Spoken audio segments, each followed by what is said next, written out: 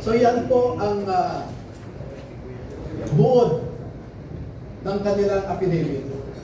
At una ko nang ipaalam sa inyo na bago po kami magbigay ng buong kopya sa inyong lahat, ay pahintulutan muna ninyo kami na isumite ito sa Office of the Ombudsman para makita natin kung umaandar pa ang sistema sa Office of the Ombudsman.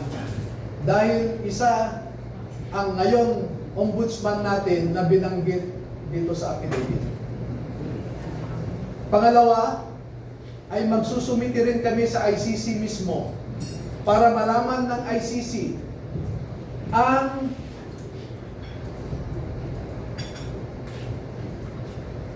so that ICC will know how the ICC investigators conducted themselves in the Philippines.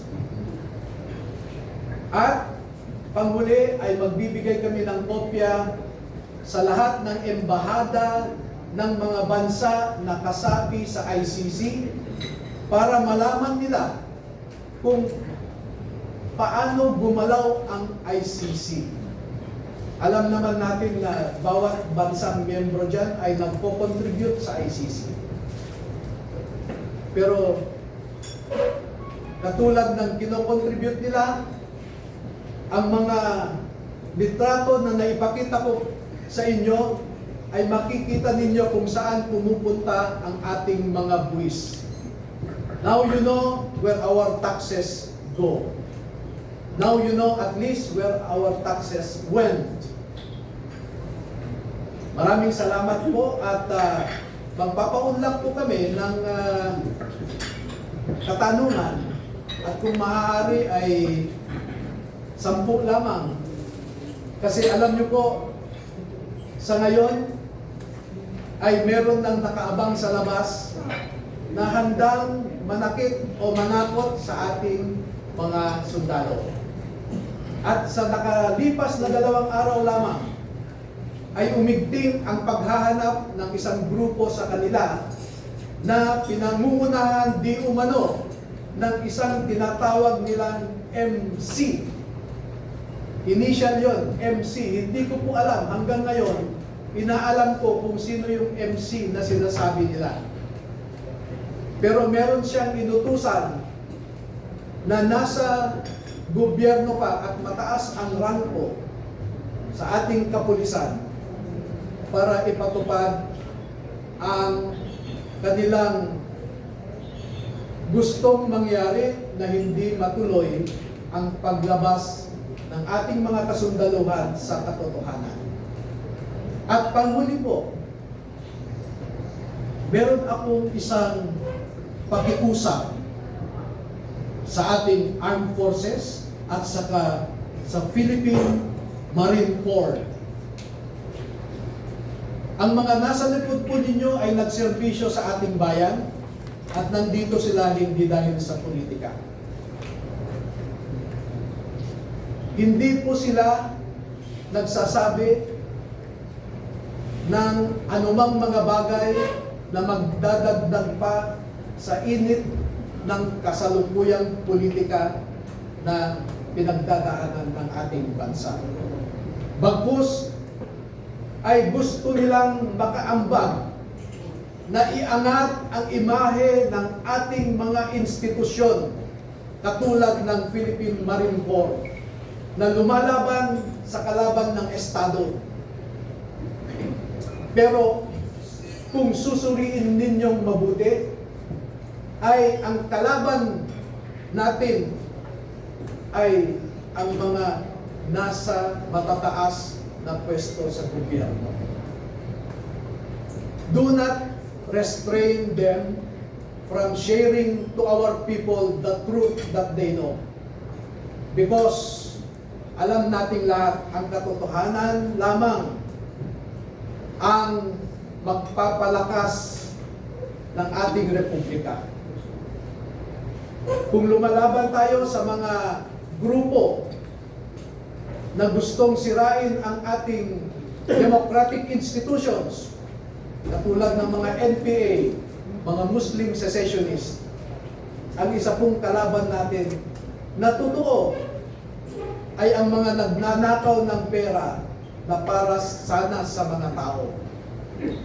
Tayo po ay nagpapakapagod para lang may maihain tayong pagkain sa ating mga pamilya. Pero sila po ay nagpapakapagod kung paano gastahin ang perang ninakaw nila sa atin. Maraming salamat po.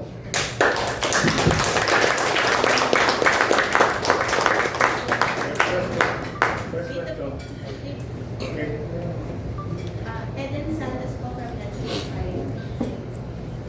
Tanong ko lang po, why only now po? Lapit ka lang dito, lapit ka lang. Ano, bakit nagkaroon na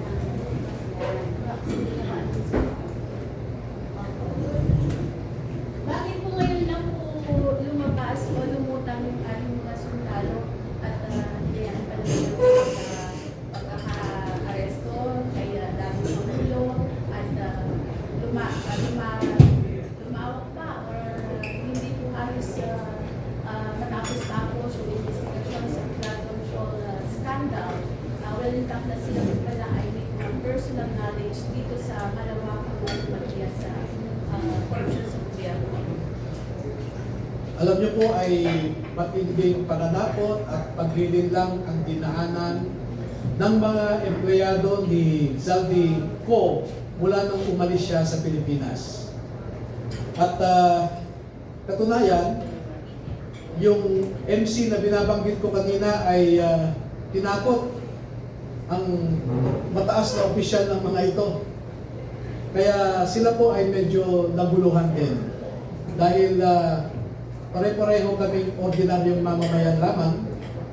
At noong nakita nila at nakita ko ang pagtrato ng Senado kay Master Sergeant Orly Gutesa na dapat sana ay inalagaan nila dahil siya ay nagsasabi ng totoo. Ngunit dahil sa politika ay ang kinalabasan siya pa ang naging masama. At katulad ng sabi ko, makikita po ninyo na yung mga nagnanais na mapagtakpan ng katotohanan ay pinilit nila si Saldico na mag-execute ng isang affidavit na nagsasabing pinilit lang siya ni Senator Marcoleta, pinilit lang daw siya ni dating Secretary Mike Defensor, at isinabi niya doon na hindi daw totoo ang kanyang sinabi na meron siyang kinalaman o partisipasyon sa pag-deliver ng mga mali-maleta ng pera. Pero ipinakita po namin sa inyo ang isang larawan na kung saan nandoon si Master Sergeant Gutesa na kasama sa pag-deliver ng pera. Pero gusto kong iliwanagin din na si Master Sergeant Gutesa ay na-assign sa isang media operator ni Saldico. Pero sinisweldohan siya ni Saldico. At di kalaunan ay dahil kulang ang tao sa pagde-deliver, kinuha si Master Sergeant Gutesa at 2 linggo lamang siyang nasama sa pagde-deliver. Pero alam niyo po, ang mga kasundaluhan na nasa harap ninyo, mula September 2022 hanggang sa kagitnaan ng 2025, ay 3 hanggang 4 na beses kada linggo na nagde-deliver ng pera sa Forbes Park at sa Aguado sa tapat ng Malacanang. Mahigit 100 beses silang nag-deliver at kada delivery ay hindi bumababa sa 20 na maleta. At minsan umaabot nga ito ng 52 na maleta na kinailangan pa nila ang 6 na vans para ma-deliver lamang ang mga maleta na ito. Pwede po ba susuot kahit yung isa sa kanila? Sure. Para lang po ikwento yung